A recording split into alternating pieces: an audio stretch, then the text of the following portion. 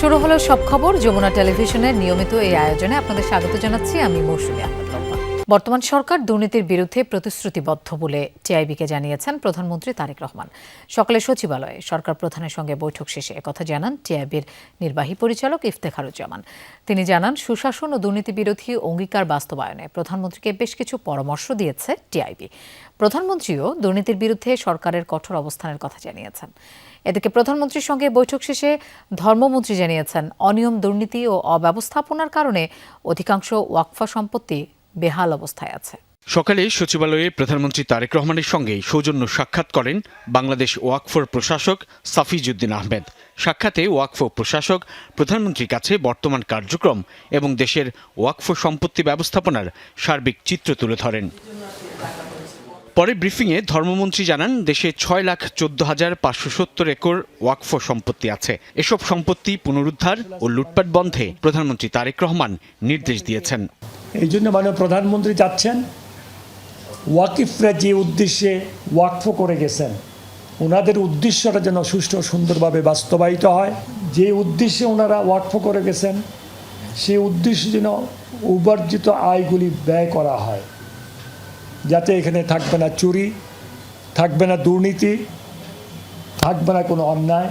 সচিবালয়ে প্রধানমন্ত্রীর সঙ্গে সাক্ষাৎ করেন টিআইবির নির্বাহী পরিচালক। সাক্ষাৎ শেষে তিনি জানান, সুশাসন নিশ্চিত ও দুর্নীতি রোধে সরকারের নির্বাচনী ইশতেহার ও জুলাই সনদে উল্লিখিত অঙ্গীকার বাস্তবায়নে প্রধানমন্ত্রীকে নির্দিষ্ট কিছু পরামর্শ দিয়েছে টিআইবি।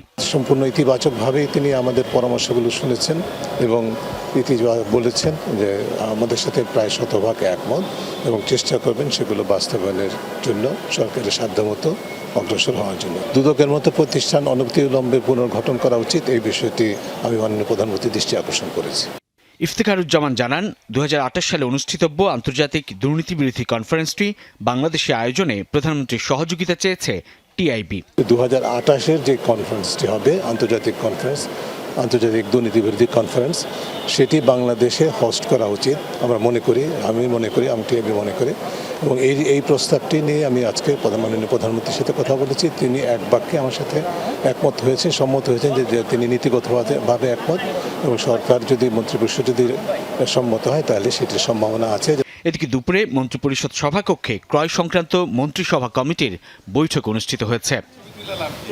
সাইফুদ্দিন রবিন, যমুনা নিউজ, ঢাকা। দেশের আইন শৃঙ্খলা পরিস্থিতি নিয়ে জনমনে আস্থা ফিরেছে, তাই পর্যায়ক্রমে মাঠ থেকে সেনাবাহিনীকে তুলে নিতে চায় সরকার। কবে, তবে কিভাবে, কতদিনের মধ্যে সেনা সদস্যরা ব্যারাকে ফিরবে তা ঠিক করবে পুলিশ ও সেনাবাহিনী এবং অন্যান্য সংস্থা সকলে মিলে। কোর কমিটির বৈঠকে সিদ্ধান্ত হলেও বৃহস্পতিবার দুপুরে সচিবালয়ে এই সিদ্ধান্তের কথা জানান স্বরাষ্ট্রমন্ত্রী। এদিন স্বরাষ্ট্র মন্ত্রণালয়ে এক বৈঠকে পরিবেশ ঠিক রেখে সিলেট ও সুনামগঞ্জ জেলার পাথরকুয়ারি ইজারা দেয়া যায় কিনা তা ঠিক করতে কমিটি গঠন করা হয়। 2024 সালের কোটা সংস্কারের আন্দোলন সহিংস রূপ নিলে 19 জুলাই কারফিউ জারি করে সেনা নামিয়েছিল তৎকালীন আওয়ামী লীগ সরকার। 5 আগস্ট আওয়ামী লীগের ক্ষমতাচ্যুতির পর আইন শৃঙ্খলা ভেঙে পড়লে মাঠেই থেকে যায় সেনাবাহিনী, দেয়া হয় বিচারিক ক্ষমতাও। নির্বাচিত সরকার দায়িত্ব নিয়ে নজর দেয় আইন শৃঙ্খলা পরিস্থিতির উন্নয়নে। যৌথ বাহিনীর অভিযান সহ নেওয়া হয় বিভিন্ন পদক্ষেপ। তাই 2.5 মাসের ব্যবধানে আগের চেয়ে আস্থা ফিরেছে জনমনে, এমন মনে করেন সংশ্লিষ্টরা। ফলে পর্যায়ক্রমে মাঠ থেকে সেনা সদস্যদের তুলে নিতে চায় সরকার। সরকারি পর্যায়ে নীতিগত সিদ্ধান্ত হয়েছে যে আমরা অনির্দিষ্টকালের জন্য সেনাবাহিনীকে মাঠে আইন শৃঙ্খলা পরিস্থিতি নিয়ন্ত্রণের কাজে রাখতে পারবো না। আমরা পুলিশ বাহিনীকে একটা সুশৃঙ্খল অবস্থায় ফেরত নিয়ে আসতে পেরেছি বলে আমাদের এখন বিশ্বাস জন্মেছে, জনমনেও বিশ্বাস জন্মেছে। তো সেই অবস্থায় আমরা পর্যায়ক্রমে মাঠ থেকে সেনাবাহিনীকে প্রত্যাহার করার জন্য উদ্যোগ নিচ্ছি। সচিবালয় ব্রিফিংয়ে আইন শৃঙ্খলা বাহিনীর চলমান অভিযান নিয়েও কথা বলেন স্বরাষ্ট্রমন্ত্রী। বলেন, কেউ আইনের ঊর্ধ্বে নয়, প্রতিদিনই ধরা পড়ছে দাগী আসামিরা। আইনের ঊর্ধ্বে তো কেউ নয়। আমরা সঠিকভাবে তালিকা প্রণয়ন করে অভিযানে নেমেছি। কোথাও কোথাও যৌথ অভিযান চলছে, এবং আইন প্রয়োগকারী সংস্থাগুলো সিঙ্গেলি অপারেশন করছে, এটার অগ্রগতি আছে এবং এটা দৃশ্যমান যে দেশে আইনশৃঙ্খলা পরিস্থিতির উন্নতি হয়েছে। এদিন সুনামগঞ্জ ও সিলেট জেলার পাথর কুয়ারি নিয়ে বৈঠক হয় স্বরাষ্ট্র মন্ত্রণালয়ে। মন্ত্রী জানান, পরিবেশগত ঝুঁকিপূর্ণ এলাকা বাদ দিয়ে কিভাবে সীমিত আকারে পাথর কুয়ারি ইজারা দেয়া যায় তা ঠিক করতে একটি কমিটি গঠন করা হয়েছে। কি পরিমাণে কত গভীরতায় এই পাথরগুলো উত্তোলন করলে পরিবেশ সংরক্ষণ করা হবে, আহরণ করলে সে ব্যাপারে সাজেশন দিবে এবং কোন কোন জায়গায় আমাদের পর্যটন স্পট আছে আর কি, বিভিন্ন জায়গায় আমরা যাতে পর্যটক আকর্ষণ করতে পারি সেটাও তারা এখানে সাজেশন করবে। সেই সমস্ত জায়গায় যাতে আমরা অন্তত একটা শাসনের মধ্যে রাখতে পারি। মন্ত্রী জানান, দুর্বৃত্তায়ন এবং সাদা পাথর লুট বন্ধেও পরামর্শ দেবে এই কমিটি। আরিফুর রহমান সবুজ, যমুনা নিউজ, ঢাকা। শাপলা চত্বরে হেফাজতের মহাসমাবেশে হত্যাকাণ্ডে মৃত্যুর তথ্য লুকানো ও মিথ্যা প্রতিবেদন প্রকাশ করার অভিযোগে এবার আসামি হচ্ছেন সাংবাদিক মোজাম্মেল হক বাবু, ফারজানা রূপা ও সাবেক মন্ত্রী ডাক্তার দীপু মনি। 5 ও 6 মে এই হত্যাকাণ্ডে জড়িত সকলকে বিচারের মুখোমুখি করা হবে বলে জানিয়েছেন ট্রাইব্যুনালের চিফ প্রসিকিউটর আমিনুল ইসলাম। 5 আগস্টের পর 2013 সালে শাপলা চত্বর হত্যাযজ্ঞের মামলায় তদন্ত শুরু হয়। এতে একে একে বেরিয়ে আসতে থাকে হত্যাকাণ্ডে জড়িতদের সংশ্লিষ্টতার তথ্য। বৃহস্পতিবার শাপলা চত্বর হত্যাকাণ্ডের ঘটনায় মিথ্যা সংবাদ প্রচারের অভিযোগ এনে মোজাম্মেল হক বাবু, ফারজানা রূপা ও দীপুমণিকে ট্রাইব্যুনালে হাজিরের আবেদন করে প্রসিকিউশন। পরে 14 মে তাদের হাজির করার নির্দেশ দেন ট্রাইব্যুনাল। বিদেশের সাংবাদিকদের সাথে তিনি এরকম একটা উদ্ভট ইন্টারভিউ দিয়েছেন, তাতে মনে হচ্ছে যে উনি পররাষ্ট্রমন্ত্রী হিসাবে তিনি সরকারের এই যে সিস্টেমেটিক বা প্ল্যান ওয়াইজ যে কাজটা সেটার মধ্যে তারও সম্পৃক্ততা ছিল। যে আপনি পরদিনই এরকম একটা অনুসন্ধানী রিপোর্ট আপনি করছেন, সেখানে আপনি বললেন যে কোনো হতাহতের ঘটনা ঘটেনি, একটা হতাহতের ঘটনাও ঘটেনি। সেখানে আপনি বেনজিরের সাক্ষাৎকার নিচ্ছেন, কিছু কিছু লোকাল মানুষের সাক্ষাৎকার নিচ্ছেন এবং আমরা চিহ্নিত করতে পেরেছি এগুলো হলো যুবলীগ, ছাত্রলীগ, আওয়ামী লীগের লোকজন। হেফাজতের মহাসমাবেশের দিন ইন্টারনেট ও বিদ্যুৎ বন্ধ করে দেওয়া হয়। শুধু তাই নয়, বন্ধ করা হয় 2টি বেসরকারি টেলিভিশনও। চিফ প্রসিকিউটর বললেন, এসবে যারা জড়িত ছিল তারা সবাই আসামি হবেন। তাদেরকে আমরা প্রোটেকশন চেয়েছি। আগামী তারিখে আমরা হয়তো আমাদের এই কেসে সোনেরেস্ট দেখাবো এবং সেখানে দেখানোর পরে তাদেরকে আমরা সেফ হোমে নিয়ে আমাদের প্রয়োজনীয় জিজ্ঞাসাবাদ করব এই মামলার স্বার্থে। এর আগে সকালে ট্রাইব্যুনালের চিফ প্রসিকিউটরের সাথে দেখা করতে আসেন হেফাজত নেতারা। 5 মে হত্যা মামলার সঠিক তদন্ত করে দোষীদের বিচার দাবি করেন তারা। প্রসিকিউশন যেখানে তদন্ত করেছে, ওনারা লাশ এবং লাশের পরিবার, তাদের কবর যেখানে যেখানে পেয়েছেন তাদেরকে শনাক্ত করেছেন। যে সমস্ত লাশগুলো বেওয়ারিশ দাফন হয়েছে তাদের তো পরিবার, তাদের ঠিকানা তো চিহ্নিত হয় নাই।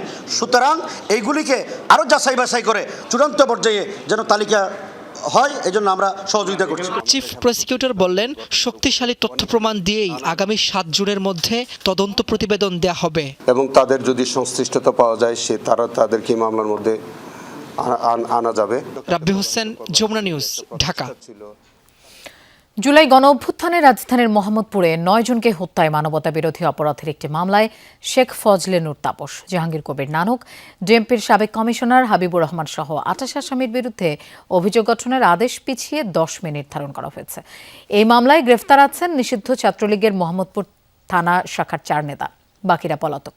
এর আগে গত 26 এপ্রিল আনুষ্ঠানিক অভিযোগ গঠনের শুনানি শেষ করে প্রসিকিউশন ও আসামিপক্ষ। তাদের বিরুদ্ধে 3টি অভিযোগ আনা হয়। 2024 সালের 18 ও 19 জুলাই কখন কোথায় কি ঘটেছে এসবের বর্ণনা দেন রাষ্ট্রপক্ষ। এছাড়া ক্ষমতাচ্যুত প্রধানমন্ত্রী শেখ হাসিনার সঙ্গে তাপসের ফোন আলাপের প্রসঙ্গ তুলে ধরা হয়। একই সঙ্গে অন্য আসামিদের উপস্থিতি ভিডিও ফুটেজে উঠে এসেছে বলেও ট্রাইব্যুনালকে জানায় প্রসিকিউশন। তবে অভিযোগ থেকে আসামিদের অব্যাহতি চেয়েছেন তাদের আইনজীবীরা। ত্রয়োদশ জাতীয় সংসদের বাজেট অধিবেশন ও চলতি বছরের দ্বিতীয় অধিবেশন আগামী 7 জুন শুরু হবে। আজ বাংলাদেশ জাতীয় সংসদ সচিবালয় থেকে দেয়া এক সংবাদ বিজ্ঞপ্তিতে এই তথ্য জানানো হয়। বিজ্ঞপ্তিতে বলা হয়েছে, রাষ্ট্রপতি মোহাম্মদ শাহাবুদ্দিন সংবিধানের 72 অনুচ্ছেদের 1 দফায় প্রদত্ত ক্ষমতা বলে জাতীয় সংসদের দ্বিতীয় অধিবেশন আহ্বান করেছেন। এটি বর্তমান সংসদের গুরুত্বপূর্ণ একটি অধিবেশন, যেখানে আগামী 2026-27 অর্থ বছরের জাতীয় বাজেট পেশ ও পাশ হবে। দেশের শিক্ষা খাতে বড় বরাদ্দের পরিকল্পনা করছে সরকার। জিডিপির 5% শিক্ষায় বরাদ্দের লক্ষ্য নির্ধারণের পাশাপাশি কারিকুলামেও পরিবর্তন আনা হবে, জানিয়েছেন শিক্ষামন্ত্রী আনম এহসানুল হক মিলন। সকালে রাজধানীর বনানীর একটি হোটেলে ইউনিসেফ আয়োজিত বাংলাদেশের শ্রেণীকক্ষে শিক্ষা অন্তর্ভুক্তি এবং উদ্ভাবন শক্তিশালীকরণ শীর্ষক গবেষণার ফল প্রকাশ অনুষ্ঠানে এসব কথা জানান তিনি। শিক্ষামন্ত্রী অভিযোগ করেন, আওয়ামী লীগ সরকার শিক্ষা খাতে 1.5% বেশি বরাদ্দ করেনি। শিক্ষা নিয়ে বর্তমান সরকারের পরিকল্পনা তুলে ধরেন মন্ত্রী। অনুষ্ঠানে প্রধানমন্ত্রীর উপদেষ্টা ডক্টর মাহদি আমিন বলেন, বৈশ্বিক দক্ষতা ও রেমিটেন্স বৃদ্ধির লক্ষ্য নিয়ে সরকার 3য় ভাষা শিক্ষা চালুর উদ্যোগ নিচ্ছে। একই সাথে বাংলা ও ইংরেজি 2 ভাষার দক্ষতা বাড়াতেও সরকার কাজ করছে। Let's work together and continue our effort to build our nation as our Honorable Prime Minister asks us to do, to build a future Bangladesh. Agamir Bangladesh করতেই হবে. We don't have any choice. If we're going to create that ecosystem, I think the role of academics, practitioners, international stakeholders like UNICEF, that is imperative. We have the vision, but how to reach to that destination, the journey, is defined by people like yourselves. নির্বাচন পরবর্তী সহিংসতায় যখন উত্তাল পশ্চিমবঙ্গ, তখন দায় চাপানোর রাজনীতিতে মেতেছে রাজ্যের প্রধান 2 দল। তৃণমূল কংগ্রেসের বিরুদ্ধে শুভেন্দু অধিকারীর ব্যক্তিগত সহকারীকে পরিকল্পিতভাবে হত্যার অভিযোগ তুলেছে বিজেপি নেতারা। তাদের দাবি, নির্বাচনে হেরে তাণ্ডব চালাচ্ছে মমতা ব্যানার্জির কর্মীরা। বিজেপির বিরুদ্ধে ঘৃণা ছড়ানোর পাল্টা অভিযোগ তৃণমূলের। এদিকে শোকের মাতম চলছে নিহত চন্দ্রনাথ রথের বাড়িতে। আততায়ীর গুলিতে নিহত শুভেন্দু অধিকারীর ব্যক্তিগত সহকারী চন্দ্রনাথ রথের বাড়িতে শোকের মাতম। সন্তান হারা মায়ের অভিযোগ, বিজেপির রাজনীতি করার কারণে প্রাণ হারাতে হয়েছে তার সন্তানকে। সরাসরি দায় চাপিয়েছেন তৃণমূল কংগ্রেসের ওপর। তাকে যেভাবে কষ্ট দিয়ে আততায়ীরা মারলো, তা পুরো তৃণমূলেরই সাজানো গল্প। বিধানসভা নির্বাচনের ফল ঘোষণার পর থেকেই সংঘাত সহিংসতায় উত্তাল পশ্চিমবঙ্গ। এর মধ্যেই শুভেন্দু অধিকারীর ব্যক্তিগত সহকারীকে হত্যার ঘটনা নতুন করে উত্তেজনা আরও বাড়িয়েছে। বিশৃঙ্খল পরিস্থিতিতে সহিংসতার জন্য এখন পরস্পরকে দোষারোপ করছে বিজেপি ও তৃণমূল। চন্দ্রনাথ হত্যাকাণ্ডের জন্য সরাসরি তৃণমূলকে দায়ী করছে বিজেপি নেতারা। তো জিতা হাম লোগ, মর রহে হাম লোগ। নির্বাচনে আমরা জয়ী হয়েছি, অথচ আমাদের কর্মীদেরই মৃত্যু হচ্ছে। এই জয় যদি তৃণমূল কংগ্রেসের হাতে যেত, তাহলে তারা এতদিনে সম্ভবত 200-র বেশি হত্যাকাণ্ড ঘটিয়ে ফেলত। জনতা পার্টি পরিবার কা পাস हम लोग ये गुंडागर्दी बिल्कुल बर्दाश्त नहीं करेंगे। এটি পরিকল্পিত হত্যাকাণ্ড, আমরা গুন্ডামি বরদাস্ত করব না। 2021 সালের নির্বাচনের পর টিএমসির গুন্ডারা আমাদের 300 কর্মীকে হত্যা করেছে। টিএমসির উস্কানিতে আমাদের কর্মীরা যাতে জড়িয়ে না পড়ে সে নির্দেশ দেওয়া হয়েছে। पार्टी का जो हमारा डिसिप्लिन है। এদিকে নিজ দলের নেতাকর্মীদের উপর হামলার পাল্টা অভিযোগ তৃণমূলের। রাজ্য জুড়ে অশান্তির জন্য বিজেপি নেতাদের উস্কানিকে দায়ী করছে দলটি। দেখে मैं निंदा करता हूं इस घटना का। এই ঘটনার নিন্দা জানাই। অপরাধীদের কঠোরতম শাস্তি হওয়া উচিত। আমাদের দলের কার্যালয়গুলো দখল করা হচ্ছে, আমাদের ওপর হামলা হচ্ছে। নির্বাচনে জয় পরাজয় থাকবে, কিন্তু এই সংস্কৃতি সহ্য করা উচিত নয়। অর্ধ ডজনেরও বেশি টিএমসি কর্মীকে হত্যা করা হয়েছে। প্রকাশ্য মঞ্চ থেকে প্রকাশ্যে ঘৃণা ছড়ানো হচ্ছে। পরিস্থিতি এখন নিয়ন্ত্রণের বাইরে চলে গেছে। চন্দ্রনাথ রথকে হত্যার প্রতিবাদে পশ্চিমবঙ্গের বিভিন্ন স্থানে বিক্ষোভ করেছে বিজেপির কর্মীরা। মোস্তফা মাহমুদ, যমুনা নিউজ। বিদ্যুতের দাম বাড়াতে প্রক্রিয়া শুরু করেছে এনার্জি রেগুলেটরি কমিশন বিইআরসি। জানা গেছে এ মাসেই হবে গণশুনানি। এরই মধ্যে পাইকারি পর্যায়ে প্রায় 20% দাম বাড়ানোর প্রস্তাব পাঠিয়েছে পিডিবি। খুচরা পর্যায়ে বিতরণ কোম্পানিগুলো প্রস্তাব জমা দিচ্ছে। তবে এ বিষয়ে এখনই মন্তব্য করতে চান না বিদ্যুৎ ও জ্বালানি মন্ত্রী। তিনি বলেছেন, সিদ্ধান্ত চূড়ান্ত হবার আগে মন্তব্যের সুযোগ নেই। পেট্রোল, অকটেন, ডিজেলের দাম বাড়ানোর পরই গুঞ্জন ওঠে বিদ্যুতের দর বৃদ্ধি নিয়ে। পরিস্থিতি যাচাই গেল মাসে গঠন করা হয় উচ্চ পর্যায়ের আহ্বায়ক কমিটি। সেই ধারাবাহিকতায় পাইকারিতে 17 থেকে 21% দাম বাড়ানোর প্রস্তাব বিইআরসিতে পাঠিয়ে দেয় বিদ্যুৎ উন্নয়ন বোর্ড পিডিবি। গেল মঙ্গলবার সেটি আমলেও নেয় কমিশনের কারিগরি কমিটি। প্রস্তাব অনুযায়ী পাইকারি পর্যায়ে প্রতি ইউনিট বিদ্যুতের দাম বাড়তে পারে 1.5 টাকা পর্যন্ত। সেই হিসাবে পিডিবির আয় হবে 13,500 কোটি টাকা, আর 1 টাকা 20 পয়সা দাম বাড়লে আয় হবে 10,000 কোটি টাকার মতো। যদিও খুচরায় গিয়ে হিসাবটা আর সরাসরি থাকবে না, কারণ প্রাথমিক প্রস্তাব অনুযায়ী 75 ইউনিটের কম অর্থাৎ খুব অল্প বিদ্যুৎ ব্যবহারকারীদের ক্ষেত্রে আগের মতোই দাম থাকবে। বাড়তি বিদ্যুৎ বিলের গ্রাহক পর্যায়ে বোঝাটা বাড়বে বেশি ব্যবহারকারীদের উপর, শতাংশের হিসাবে তারা 37 ভাগ। বৃহস্পতিবার রাজধানীতে নবায়নযোগ্য জ্বালানির প্রদর্শনী উদ্বোধন করেন বিদ্যুৎ ও জ্বালানি মন্ত্রী। প্রশ্নের জবাবে তিনি জানান, কোনো সিদ্ধান্ত এখনো চূড়ান্ত নয়। আমি এখনো এই ব্যাপারে কোনো মন্তব্য করব না। এটা বিআরসি কি করতেছে বিআরসি জানে। 1000 বার বললে আমি উত্তর দেবো না। আমি তোমাকে বলছি যেটা হয় নাই তো সেটা বলবো। গত 15 বছরে পাইকারিতে 12 বার ও গ্রাহক পর্যায়ে 14 বার দাম বেড়েছে বিদ্যুতের। ক্যাপাসিটি চার্জের নামে বেসরকারি খাতে ভাড়া হিসেবে গুনতে হয়েছে বিপুল অর্থ। গত অর্থ বছরেও ভর্তুকি গুনতে হয়েছে 58,000 কোটি টাকার। নতুন প্রস্তাব অনুযায়ী গ্রাহক পর্যায়ে প্রতি ইউনিটের দাম বাড়তে পারে 1 টাকা 38 পয়সা পর্যন্ত। কতখানি অন্যায় ও অযৌক্তিক মূল্য সংযোজন করা হয়েছে তা কমিয়ে কতটা ঘাটতি কমানো যায় সেটা নিশ্চিত হওয়ার জন্য বিআরসি কে গণশুনানির জন্য আদেশ দেওয়া হোক। সরকারের কাছে বলে এসেছি, তত্ত্বাবধায়ক সরকারের কাছে বলেছি, কিন্তু সে বিষয়টি আমলে নেওয়া হয়নি। তেলের ক্ষেত্রেও এবং বিদ্যুতের ক্ষেত্রেও, পরবর্তীতে হয়তো গ্যাসের ক্ষেত্রে আসবে। বিদ্যুতের পাইকারি ও খুচরা মূল্য নিয়ে গণশুনানি হতে পারে 20 ও 21 মে। বিদায়ী অন্তর্বর্তী সরকার নির্বাহী আদেশের বদলে বিদ্যুতের দাম বাড়ানোর ক্ষমতা ফিরিয়ে দেয় বিইআরসিকে। তৌহিদ হোসেন, যমুনা নিউজ, ঢাকা। আধুনিকতার যুগে সরকারের জবাবদিহিতার বাইরে থাকার সুযোগ নেই, এমন মন্তব্য করেছেন তথ্য সম্প্রচার মন্ত্রী জহিরুদ্দিন স্বপন। তিনি বলেন, বিগত সরকারের মুক্ত গণমাধ্যম তৈরির প্রতিশ্রুতি ছিল গালভরা বুলি। তিনি জানান, বিএনপি সরকার স্বাধীন গণমাধ্যম তৈরিতে বিশ্বাসী। উদ্বোধনী অনুষ্ঠানে অসাধু ব্যবসায়ীদের প্রতি সরকারকে পদক্ষেপ নেওয়ার আহ্বান জানান কোয়াবের সভাপতি। দেশের ব্রডকাস্টিং এবং যোগাযোগ প্রযুক্তি খাতে নতুন সম্ভাবনা আর আধুনিক প্রযুক্তির সমন্বয়ে রাজধানীর পূর্বাচলের আইসিসিবিতে চলছে international cable TV broadcasting and communication expo 2026।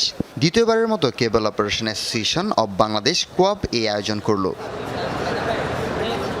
দেশের কেবল অপারেটর, টেলিভিশন চ্যানেল, ইন্টারনেট সেবাদাতা প্রতিষ্ঠান এবং প্রযুক্তি কোম্পানিগুলোকে একই প্ল্যাটফর্মে আনাই লক্ষ্য। স্টলগুলোতে থাকছে সফটওয়্যার, ব্রডকাস্টিং সলিউশন ও ইন্টারনেট সেবার নানা অফার। পাশাপাশি ব্যবসায়িক নেটওয়ার্কিং এবং প্রযুক্তি বিনিময়ের সুযোগও পাচ্ছেন অংশগ্রহণকারীরা। আমরা এই মেলাতে আসলে নিয়ে এসেছি IPTV and digital cable TV, যেটাতে করে কেবল অপারেটররা তাদের সিস্টেমটাকে ডিজিটাল করে গ্রাহককে ভালো মানের সেবা, সার্ভিস, ছবি, শব্দ সবকিছু দিতে পারে। আমাদের ট্রিপল পে সার্ভিসে কাজ করার জন্য আরো পলিসিগত কাজ যদি করা যেত, তাহলে we can work on that. এটাই নতুন একটা জিনিস আমরা আনতে চাচ্ছি। কেবল অপারেটররা তাদের ব্র্যান্ডেড একটা সার্ভিস হিসেবে যেই কনজিউমারকে তারা এতদিন টেলিভিশন চ্যানেল দিয়ে আসতো, সেখানে তারা অন্যান্য যে সেবাগুলো আছে সেগুলো যাতে অফার করতে পারে, পৌঁছে দিতে পারে। আয়োজকরা বলেন, প্রযুক্তি খাতের বিকাশে প্রাইভেসি ও অনিয়ম সংক্রান্ত সমস্যাগুলো সমাধানে আরও কার্যকর ভূমিকা প্রয়োজন সরকারের। কোয়াবের সভাপতি বলেন, মেলার অন্যতম লক্ষ্য কেবল অপারেশন ও টেলিভিশন কর্তৃপক্ষের মধ্যে কার্যকর সেতুবন্ধন তৈরি করা। তার অভিযোগ, গত 16 বছরে পূর্ণাঙ্গ শিল্প হিসেবে প্রতিষ্ঠার জন্য খাতটি পায়নি প্রয়োজনীয় সহযোগিতা। গ্রাহক সংখ্যা কমে যাওয়ার পিছনে যে কারণটি সবচেয়ে বড়, একটি অপরাধ আমাদের এগেইনস্টে সংগঠিত হচ্ছে, যেটা আমরা স্পষ্টভাবে প্রতীয়মান করেছি। আমরা আইনের সহযোগিতাও নিয়েছি, মন্ত্রণালয়ে গিয়েছি, বারবার বলেছি, কিন্তু আমরা সেই সহযোগিতাটা পাইনি। তথ্য ও সম্প্রচার মন্ত্রী জহিরুদ্দিন স্বপন বলেন, বর্তমানে গণমাধ্যম অনেক বেশি স্বাধীন পরিবেশে কাজ করছে। জানান, স্বচ্ছতা ও জবাবদিহিতার ভিত্তিতে গণমাধ্যম খাতকে এগিয়ে নিতে সরকার প্রতিশ্রুতিবদ্ধ। সরকার কেবলই আপনাদের মতো একজন অংশীদার। সরকার আপনাদেরকে কর্তৃত্ব করবে, সরকার সব ঠিক করে দিবে, তা না। হ্যাঁ, সরকার যেহেতু রাষ্ট্র পরিচালনার দায়িত্বে জনগণ কর্তৃক একটা নির্দিষ্ট সময়ের জন্য নিয়োজিত আছে, ফলে জনগণের এই তথ্য সেবাটা নিশ্চিত হচ্ছে কিনা সে ব্যাপারে আমি বা সরকার দায়িত্বশীল থাকতেই হবে। আগামী 9 মে পর্যন্ত চলবে এই প্রযুক্তি ও ব্রডকাস্টিং প্রদর্শনী। হাসিবুল করিম বিজয়, যমুনা নিউজ, ঢাকা। দেশে হাম ও উপসর্গে থামছেই না মৃত্যু। 24 ঘন্টায়ও আরও 12 জনের মৃত্যুর খবর জানালো স্বাস্থ্য অধিদপ্তর। এর মধ্যে ঢাকায় 6 এবং রাজশাহী, বরিশাল, সিলেট, খুলনা ও ময়মনসিংহে প্রাণ গেছে 6 জনের। ময়মনসিংহ মেডিকেল কলেজ হাসপাতালে নতুন ভর্তি হয়েছে 40 জন। ভর্তি আছেন 94 জন। এছাড়া রাজশাহী মেডিকেল কলেজ হাসপাতালে নতুন রোগী ভর্তি হয়েছে 9 জন। চিকিৎসা শেষে বাড়ি ফিরেছেন 11 জন। চিকিৎসাধীন রয়েছেন 109 জন। এছাড়া খুলনা, বরিশাল, চট্টগ্রাম বিভাগের বিভিন্ন হাসপাতালগুলোতেও রোগীর ভিড় রয়েছে। অনেক জায়গায় ওয়ার্ডে পর্যাপ্ত জায়গা সংকুলান না হওয়ায় বারান্দায় রেখে রোগীদের চিকিৎসা দেওয়া হচ্ছে। এতে বাড়ছে সংক্রমণ এবং নিউমোনিয়া, ডায়রিয়ার মতো রোগের ঝুঁকি। এমন পরিস্থিতিতে শিশুদের স্বাস্থ্য সুরক্ষায় অভিভাবকদের সতর্ক থাকার পরামর্শ দিচ্ছেন চিকিৎসকরা। দিন ধরে মুখটা লাল হয়ে গেছে, পরে জ্বর নাই, কাশি আছে। তো কালকে নিয়ে আসছি, এখন বলতেছে হামের সমস্যা। ডাক্তারের কাছে নিয়ে গেছি, ডাক্তারে বলছে সদরে নিয়ে আসছে। পরে আনছি, আনার পরের থেকে ডাক্তার দেখাচ্ছি, ডাক্তার বলছে হামের লক্ষণ। হাওড়াঞ্চলে টানা রোদের দেখা মেলায় ফসল শুকানো নিয়ে কিছুটা স্বস্তিতে চাষিরা। তবে শ্রমিক সংকটে ধান কাটা নিয়ে বিপাকে পড়েছেন কৃষক। সাম্প্রতিক প্লাবনে ডুবে থাকা বিপুল পরিমাণ জমির ধান পচে নষ্ট হচ্ছে। কেটে তোলা অনেক ফলনও নষ্ট হয় বৈরী আবহাওয়ায় শুকাতে না পেরে। সুনামগঞ্জ, নেত্রকোনা, হবিগঞ্জ ও কিশোরগঞ্জে ক্ষতিগ্রস্তদের তালিকা নিয়ে জনপ্রতিনিধি ও চাষিদের মধ্যে অসন্তোষ রয়েছে। তাদের দাবি, সরকারি হিসেবের তুলনায় ক্ষতির পরিমাণ অনেক বেশি। প্রকৃত তালিকা তৈরি করে পুনর্বাসনের দাবি জানিয়েছেন তারা। বিগত সরকারের আমলে অনেক জায়গায় খালপাড়ের জমি দখল হয়েছে। সারা দেশে খাল খনন প্রক্রিয়ার মাধ্যমে তা দখলমুক্ত করা হবে, এমনটাই বলেছেন পানি সম্পদ মন্ত্রী শহীদুদ্দিন চৌধুরী আনি। দুপুরে চাঁদপুর সদরের শাহ মাহমুদপুর এলাকায় খাল খনন কর্মসূচি পরিদর্শন করেন তিনি। এ সময় মন্ত্রী বলেন, বর্তমান সরকার যে খাল খনন কর্মসূচি হাতে নিয়েছে, এর ফলে দেশে খাল দখল বন্ধ হয়ে যাবে, দেশের জনগণ উপকৃত হবেন। কিছু জায়গায় দখলকৃত খাল উদ্ধারে যদি আইনি প্রক্রিয়ায় যেতে হয়, প্রয়োজনে তাই করা হবে বলে জানান মন্ত্রী। খালের মধ্যে বর্জ্য আবর্জনা স্তূপ হয়ে আসছে। দোকানপাট, ঘর বাড়ি এবং শিল্প কলকারখানার বর্জ্য অনেক জায়গায় চলে এসেছে, খাল দখল হয়েছে। আমরা আশা করছি এই দখল মুক্ত হবে। আরেকদিকে কিছু কিছু জায়গায় বিশেষ ক্ষেত্রে আইনি জটিলতা দেখা দিতে পারে। নারীরা দেশের জনগোষ্ঠীর অর্ধেক, তাই সংসদে তাদের অংশগ্রহণও সমানুপাত হওয়া উচিত। একই সাথে সংসদীয় ক্ষমতা সহ সংসদের নারীদের প্রতিনিধিত্বমূলক উপস্থিতি নিশ্চিত করতে হবে। এই মন্তব্য করেছেন সুশাসনের জন্য নাগরিক সুজনের সম্পাদক বদিউল আলম মজুমদার। সকালে প্রেস ক্লাবে সংরক্ষিত নারী আসনের প্রার্থীদের তথ্য উপস্থাপন বিষয়ে এক ব্রিফিংয়ে তিনি এই কথা বলেন। এ সময় সুজন প্রকাশিত এক বিবৃতিতে সংরক্ষিত নারী আসনের বিভিন্ন রাজনৈতিক দলের 50 জন প্রার্থীর শিক্ষা, বয়স, আয়, মামলা সহ প্রায় 10টি বিষয়ে তথ্য উপস্থাপন করা হয়।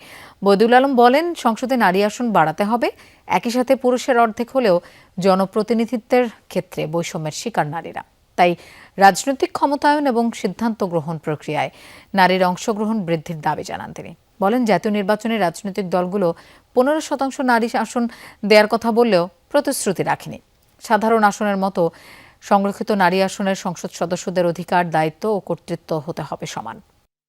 নারীরা আমাদের জনগোষ্ঠীর অর্ধেক, তো আমাদের যে ন্যায়সঙ্গত হবে, আমাদের সংসদের অর্ধেক প্রতিনিধিত্ব নারীদের, এটাই ন্যায়সঙ্গত হবে। তাই অন্তত 50% নারী প্রতিনিধিত্ব থাকার কথা, কিন্তু আমাদের আছে 50টা আসন এবং ওটা 50%-এর কোনো কাছে দাঁড়িয়ে আসে না। তো এটার পরিবর্তন হওয়া দরকার। অনুষ্ঠিত হলো শিশু সাহিত্যিক ফরিদুর রেজা সাগরের প্রিয়জন আপনজন গ্রন্থের প্রচ্ছদ উন্মোচন। দুপুরে রাজধানীর হোটেল ইন্টারকন্টিনেন্টালে এই প্রচ্ছদ উন্মোচন অনুষ্ঠানের আয়োজন করা হয়। প্রিয়জন আপনজন গ্রন্থের প্রচ্ছদ করেছেন অভিনেতা ও চিত্রশিল্পী আফজল হোসেন। অনুষ্ঠানে স্বাগত বক্তব্য প্রদান করেন অন্যপ্রকাশ এর প্রধান নির্বাহী মাজহারুল ইসলাম। এছাড়াও বক্তব্য রাখেন অধ্যাপক আবদুল্লাহ আবু সাইদ, বইটির প্রচ্ছদ শিল্পী আফজল হোসেন এবং লেখক ফরিদুর রেজা সাগর। আগামী 2 বছরের মধ্যে বন্ধ সকল কলকারখানা বেসরকারি খাতে নিয়ে যাবে সরকার। বাণিজ্যমন্ত্রী খন্দকার আব্দুল মুক্তাদির বলেন, দেশে বেকারত্ব দূর করতে এটি হবে অন্যতম প্রধান পদক্ষেপ। বিকেলে রাজধানীর চীনমৈত্রী সম্মেলন কেন্দ্রে প্রথম আন্তর্জাতিক ইন্ডাস্ট্রিয়াল প্যাকেজ এক্সপো উদ্বোধন অনুষ্ঠানে একথা বলেন তিনি। মন্ত্রী বলেন, এক একটা সুগার মিলে অন্তত 10টা কারখানা সম্ভব। সরকারের এই উদ্যোগে প্যাকেজিং শিল্পের উদ্যোক্তাদের এগিয়ে আসার আহ্বান জানান তিনি। প্যাকেজিং খাতকে প্রযুক্তি নির্ভর ও পরিবেশ বান্ধবভাবে উন্নয়ন করার তাগিদ দেন শিল্প ও বাণিজ্য মন্ত্রী। দেশে বর্তমানে প্লাস্টিক খাতে 6000-এর বেশি উৎপাদন ইউনিট রয়েছে, যার মধ্যে 450টি রফতানিমুখী, যেখানে কাজ করেন প্রায় 15 লাখ মানুষ। আমাদের লক্ষ্য হচ্ছে আগামী বছর দুয়েকের মধ্যে এই প্রত্যেকটাকে আমরা প্রাইভেট সেক্টরের ইনভেস্টমেন্টের মধ্যে নিয়ে যাব এবং each one of them will make create employment will earn revenue. বগুড়ায় হতে যাচ্ছে আন্তর্জাতিক বিমানবন্দর, আধুনিক বিমান ঘাঁটি ও ফ্লাইং প্রশিক্ষণ কেন্দ্র। বিমানবন্দরটি চালু হলে বগুড়া সহ উত্তরাঞ্চলে কৃষি পণ্য, শিল্পপণ্য রফতানির বিশাল বাজার সৃষ্টি হবে। বৃহস্পতিবার বিমানবন্দর চালুর সম্ভাব্যতা যাচাই করতে এসে বেসামরিক বিমান চলাচল ও পর্যটন মন্ত্রী, প্রতিমন্ত্রী, স্থানীয় সরকার, পল্লী উন্নয়ন ও সমবায় প্রতিমন্ত্রী এবং বিমান বাহিনী প্রধান এসব কথা জানান। 1996 সালে নির্মাণ কাজ শুরুর 4 বছরের মধ্যেই বগুড়া বিমানবন্দর থেকে অভ্যন্তরীণ রুটে বিমান চলাচল শুরুর কথা ছিল। তবে 2.5 দশকেরও বেশি সময় ধরে সেই উদ্যোগ রাষ্ট্রযন্ত্রের লাল ফিতায় বন্দী। অবশেষে দূর হলো সব জটিলতা। এবার অভ্যন্তরীণ বিমানবন্দর নয়, উত্তরাঞ্চলে প্রথম আন্তর্জাতিক বিমানবন্দর পেতে যাচ্ছে বগুড়া। আমরা চাচ্ছি এখানে আন্তর্জাতিক মানের বিমানবন্দর হোক এবং এই উত্তরাঞ্চলের দিকে কোনো বিমানবন্দর নেই, আন্তর্জাতিক বিমানবন্দর নেই, সেটার জন্য বিশেষ করে বগুড়াটাকে গুরুত্ব দেওয়া হচ্ছে। প্রকল্প বাস্তবায়নের সম্ভাব্যতা যাচাইয়ে বৃহস্পতিবার সকালে হেলিকপ্টার যোগে বগুড়া এয়ারফিল্ডে আসেন বিমানমন্ত্রী, প্রতিমন্ত্রী, এলজিআরডি প্রতিমন্ত্রী ও বিমান বাহিনী প্রধান। এ সময় বিমান বাহিনী প্রধান জানান, আন্তর্জাতিক বিমানবন্দরের পাশাপাশি বগুড়ায় একটি আধুনিক বিমান ঘাঁটি নির্মাণের কাজও শুরু হচ্ছে। এখানে আমরা চাই একটা অত্যাধুনিক বিমান ঘাঁটি প্রস্তুত করার জন্য, যেখানে আমাদের অত্যাধুনিক জঙ্গি বিমান আসবে অবশ্যই, এবং এই ব্যাপারেও আমাদের সরকারের অনেক আমাদেরকে সহযোগিতা করছেন। বগুড়ায় আন্তর্জাতিক বিমানবন্দর চালু হলে উত্তরাঞ্চলের কৃষিপণ্য ও শিল্পপণ্য রফতানির বিশাল বাজার সৃষ্টি হবে বলে জানান এলজিআরডি প্রতিমন্ত্রী। বিমান বাহিনীর প্রধান ইতিমধ্যেই ঘোষণা দিয়েছেন বা বলেছেন যে এটি ইতিমধ্যেই উত্তরাঞ্চলের মধ্যে রংপুর এবং রাজশাহী বিভাগ মিলে প্রথম বিমান বাহিনীর বিমান ঘাঁটিতে ইতিমধ্যেই রূপান্তরিত হয়েছে এবং এটা অনুমোদন হয়েছে। বগুড়ায় আন্তর্জাতিক বিমানবন্দর, অত্যাধুনিক বিমান ঘাঁটি ছাড়াও নির্মিত হবে আধুনিক ফ্লাইং প্রশিক্ষণ কেন্দ্র। এই প্রকল্পের কাজ শুরুর আগে করা হবে সম্ভাব্যতা যাচাই। মেহেরুল সুজন, যমুনা নিউজ, বগুড়া। আমদানিকৃত প্রসাধনীর উপর শুল্কায়ন এখন 50 থেকে সর্বোচ্চ 150%। শুল্ক হার 151% পরিবর্তে 191% বৃদ্ধি বিশ্বের আর কোনো দেশে নেই। তাই আমদানিকৃত প্রসাধনীর যৌক্তিক শুল্কায়ন চায় Bangladesh cosmetic and toiletries importers association. বৃহস্পতিবার এক সংবাদ সম্মেলনে সংগঠনটির সভাপতি বলেন, অন্তর্বর্তীকালীন সরকারের আমলে উচ্চ শুল্ক ধার্য করা হয়। এর ফলে বিদেশি প্রসাধনী আমদানি কমেছে 70 থেকে 80%। অন্যদিকে চোরাই পথে বিদেশি প্রসাধনী আসায় এই খাত থেকে কমেছে সরকারের কাঙ্ক্ষিত রাজস্ব। বৈধ পথে আমদানি না হওয়ায় নকল প্রসাধনীতে বাজার সয়লাভ হয়ে গেছে। আমদানির সাথে জড়িত অনেক ব্যবসায়ী প্রতিষ্ঠান বন্ধ হয়ে কর্মহীন হয়েছে কয়েক লাখ মানুষ। আমদানিকারকরা প্রসাধনীর শুল্কায়ন মূল্য এবং শুল্ক হার যৌক্তিক পর্যায়ে নামিয়ে আনার কথা বলেন। এটা আসলে কোনো যুক্তি হতে পারে না যে দেশীয় শিল্পকে সুরক্ষার জন্য আমদানিকৃত পণ্যের ভ্যালু এমনভাবে বাড়িয়ে দেওয়া হবে যা বিশ্ববাজারে কিন্তু এই দাম নাই। রাজধানীতে শুরু হয়েছে 3 দিনব্যাপী আন্তর্জাতিক ফুড, এগ্রো, মেডিটেক্স ও হেলথ ট্যুরিজম এক্সপো 2026। সেমস গ্লোবালের আয়োজনে 7 থেকে 9 মে পর্যন্ত প্রতিদিন সকাল 10টা থেকে সন্ধ্যা 7টা পর্যন্ত চলবে এই আয়োজন। উদ্বোধনী অনুষ্ঠানে উপস্থিত ছিলেন সরকারি বিভিন্ন দফতরের ঊর্ধ্বতন কর্মকর্তা ও সংশ্লিষ্ট খাতের প্রতিনিধিরা। এছাড়াও 15টিরও বেশি দেশের প্রায় 100টি প্রতিষ্ঠান ও 90টি হাসপাতাল ও প্রতিষ্ঠান অংশ নিয়েছে এই আয়োজনে। বিভিন্ন প্যাভিলিয়নে ছিল বিদেশি দূতাবাস ও আন্তর্জাতিক সংস্থাগুলোর অংশগ্রহণ। খাদ্য ও কৃষি খাতের প্রদর্শনীতে কফি ফেস্ট সহ বিশেষ আকর্ষণ রয়েছে দর্শনার্থীদের জন্য। আয়োজকরা বলছেন, এটি ক্রেতা বিক্রেতাদের জন্য একটি সমন্বিত ওয়ান স্টপ প্ল্যাটফর্ম হিসেবে কাজ করবে। এ ধরনের আয়োজনের মাধ্যমে বৈশ্বিক প্রযুক্তি ও জ্ঞান বিনিময়ের সুযোগ তৈরি হবে এবং দেশের ভাবমূর্তি আরও উজ্জ্বল হবে। অভিবাসন ব্যবস্থায় আরও কার্যকর ও সমন্বিত বৈশ্বিক সহযোগিতা জোরদারের আহ্বান জানিয়েছেন প্রবাসী কল্যাণ ও বৈদেশিক কর্মসংস্থান মন্ত্রী।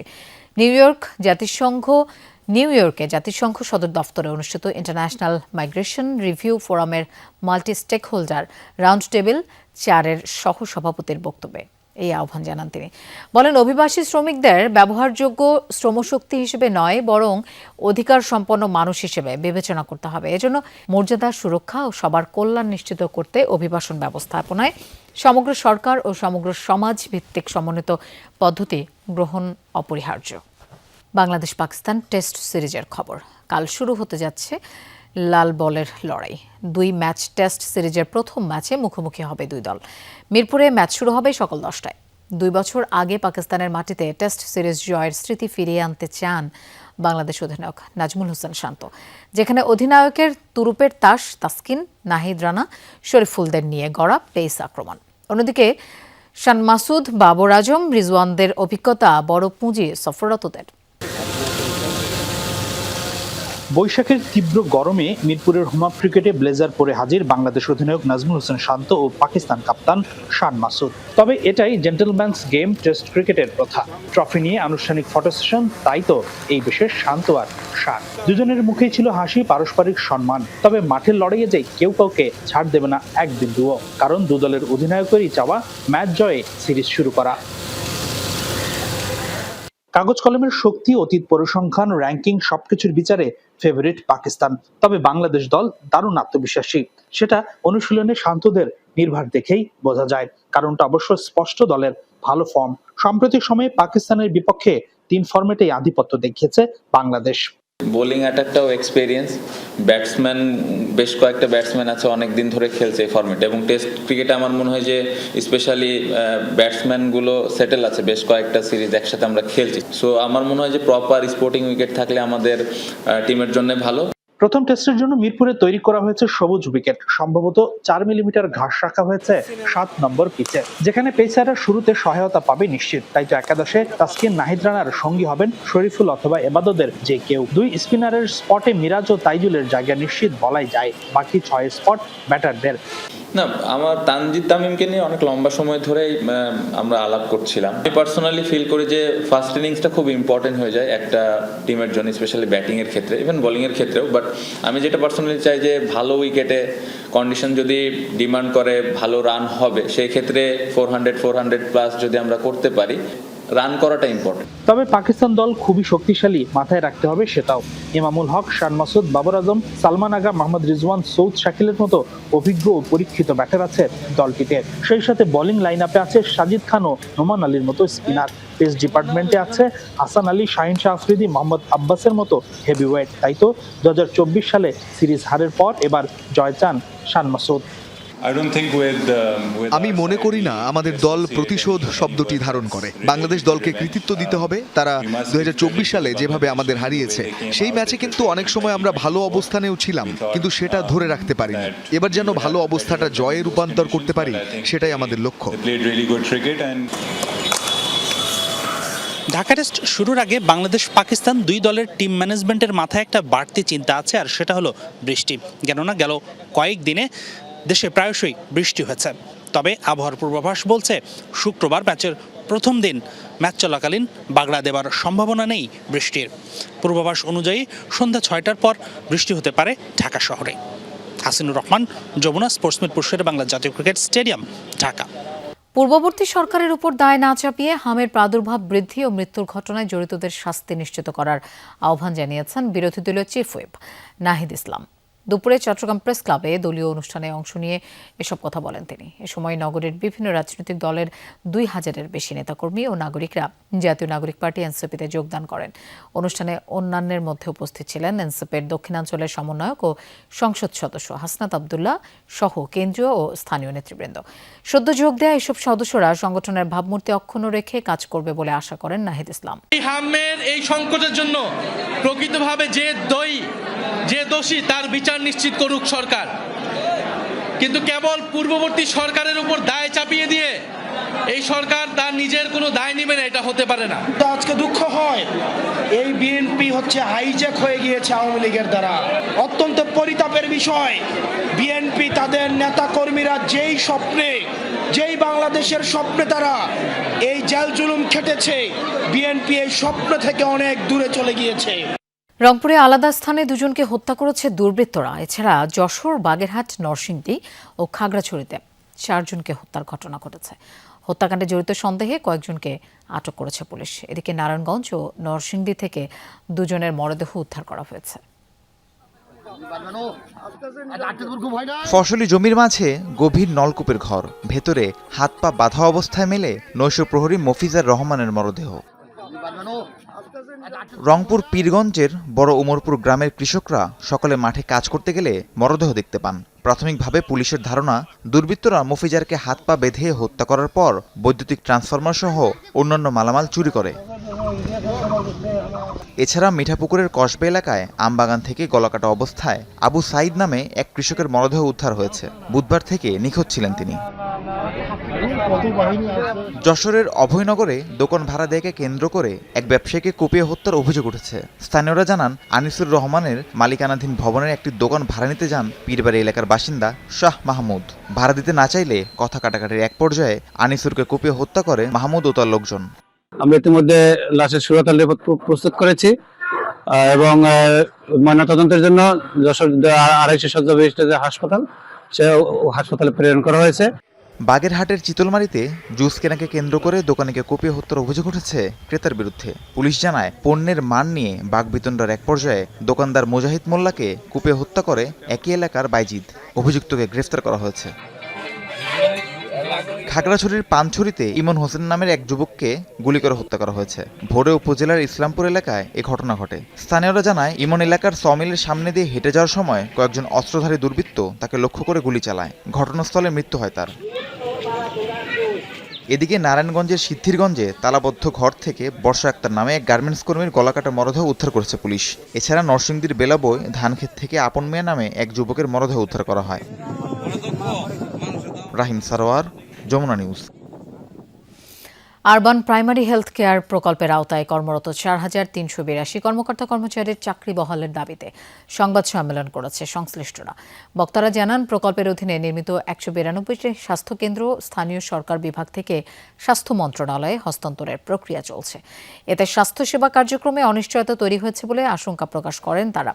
সংবাদ সম্মেলনে বলা হয়, 12টি সিটি কর্পোরেশন ও 21টি পৌরসভায় স্থাপিত এসব কেন্দ্রের মাধ্যমে নগর দরিদ্র জনগোষ্ঠীকে প্রাথমিক স্বাস্থ্যসেবা দেয়া হচ্ছে, যেখানে প্রসবকালীন সেবা, পরিবার পরিকল্পনা, শিশু ও মাতৃস্বাস্থ্য সহ নানা গুরুত্বপূর্ণ চিকিৎসা সেবা প্রদান করা হয়। বক্তারা দাবি করেন, দক্ষ অভিজ্ঞ জনবল ধরে রাখতে 4382 কর্মকর্তা কর্মচারীর চাকরি বহাল রাখতে হবে এবং সেবার ধারাবাহিকতা নিশ্চিত করতে হবে। বক্তারা হুঁশিয়ারি দিয়ে বলেন, দাবি মানা না হলে ভবিষ্যতে আরও বৃহত্তর কর্মসূচি ঘোষণা করা হবে। দেশব্যাপী নানা মানবিক কর্মসূচির মধ্য দিয়ে বিশ্ব রেড ক্রস ও রেড ক্রিসেন্ট দিবস পালন করেছে বাংলাদেশ রেড ক্রিসেন্ট সোসাইটি। সকালে রাজধানীর মগবাজারে সোসাইটির জাতীয় সদর দফতরে জাতীয় ও রেড ক্রিসেন্ট পতাকা উত্তোলনের মাধ্যমে দিবসের আনুষ্ঠানিকতা শুরু হয়। পরে হাতিরঝিলে হয় মানববন্ধন। এ সময় প্ল্যাকার্ড ও ব্যানার হাতে নিয়ে স্বেচ্ছাসেবকরা মানবিকতা ও স্বেচ্ছাসেবার বার্তা ছড়িয়ে দেন। পাশাপাশি দিবসটি উপলক্ষে সদর দফতরে বিনামূল্যে প্রাথমিক স্বাস্থ্য পরীক্ষার ব্যবস্থা রাখা হয়েছে। কেন্দ্রীয় কর্মসূচির পাশাপাশি সারা দেশের 68টি ইউনিটেও একযোগে মানববন্ধন হয়েছে। মাসব্যাপী চলবে স্বেচ্ছায় রক্তদান কর্মসূচি। ভারতের তামিলনাড়ুতে বিধানসভা নির্বাচনে বিজয়ের পরও সরকার গঠন নিয়ে সংকটে সুপারস্টার বিজয় থালাপতির দল টিভিকে। কংগ্রেসের সাথে সমঝোতার ভিত্তিতে 5টি আসন জোগাড় হলেও নিশ্চিত নয় বাকিগুলো। ছোট দলগুলোর সাথে আলোচনা চললেও টিভিকের অভিযোগ, সময় দিতে গড়িমসি করছেন গভর্নর রাজেন্দ্র বিশ্বনাথ। এমনকি ফল ঘোষণার 2 দিন পেরিয়ে গেলেও এখনও সরকার গঠনে আহ্বান জানানো হয়নি তাদের। আবারও লোকভবনে বিজয় থালাপতি। তামিলনাড়ুর সরকার গঠনে প্রয়োজনীয় আসন সংগ্রহ করতে পেরেছেন কিনা সে বিষয়ে অবহিত করতে ডাকা হয়েছে। জানা গেল, এবারও সন্তুষ্ট নন গভর্নর। তামিলনাড়ু বিধানসভা নির্বাচনে সর্বোচ্চ আসন পেয়েও বিজয় থালাপতির নেতৃত্বে সরকার গঠন প্রক্রিয়া অনিশ্চিত। বিজয়ের দল টিভিকের দখলে আছে 108টি আসন, যেখানে সরকার গঠনের ম্যাজিক ফিগার থেকে 10টি আসন পিছিয়ে তারা। এর মধ্যে অর্ধেক আসনের যোগান দেবে কংগ্রেস। তবে তাদের শর্ত, সাম্প্রদায়িক কোনো দলকে জোটে ভেড়ানো যাবে না। এক্ষেত্রে কংগ্রেস ছাড়া বিজয়ের হাতে বিকল্পগুলো হলো 2টি বাম দল, যাদের দখলে আছে 4টি আসন, ছোট তামিল দল ভিসিকে, যাদের আসন সংখ্যা 2টি, এবং পিএমকে, তাদের ঝুলিতে আছে 4টি আসন। কংগ্রেস, বাম, ভিসিকে, পিএমকে সবাইকে ভেড়ালে বিজয়ের জোটে মোট আসন সংখ্যা দাঁড়ায় 123টি। তবে সমস্যা হলো, একদিকে বিজয়ের রাজনৈতিক শত্রু ডিএমকের জোটের অংশ ভিসিকে, অন্যদিকে বিজয়ের আদর্শগত শত্রু বিজেপির জোটের শরিক পিএমকে। টিভিকের সাথে যুক্ত হতে বর্তমান জোট ভাঙতে হবে উভয় দলকে। এছাড়া টিভিকের সাথে এআইএডিএমকের জোটের কানাঘুষা শোনা গেলেও তা বাতিল করে দিয়েছে উভয় দলের নেতারা। ধারণা করা হচ্ছে 8 মে চূড়ান্ত সিদ্ধান্ত জানাতে পারে দলগুলো, কিন্তু তার আগেই সংখ্যাগরিষ্ঠতার প্রমাণ দিতে তাড়া দিচ্ছেন রাজ্যের গভর্নর, যা নিয়ে ক্ষোভও ঝেড়েছে বিজয়ী দল ও শরিক কংগ্রেস। এককভাবে সবচেয়ে বেশি আসনপ্রাপ্ত দলকে সরকার গঠনের আহ্বান জানানোর কোনো বিকল্প নেই। আইন, সংবিধান ও রাজনৈতিক সংস্কৃতি অনুযায়ী অন্য কোনো পক্ষ সরকার গঠনের জন্য দাবিও জানায়নি। মাত্র 7-8টি আসনের বিষয়, 10-12 দিন সময়ও দেওয়া যায়, তাহলে সমস্যা কোথায়? রাজ্যপাল বাধ্য হন। সরকার গঠন নিয়ে সংকট তৈরি হলে আইনি পদক্ষেপের জন্যও তৈরি টিভিকে। Dorothy Tasrin, Jamuna news. দর্শক, এই ছিল সব খবরের আয়োজনে। আর এতক্ষণ সাথে থাকার জন্য ধন্যবাদ সবাইকে।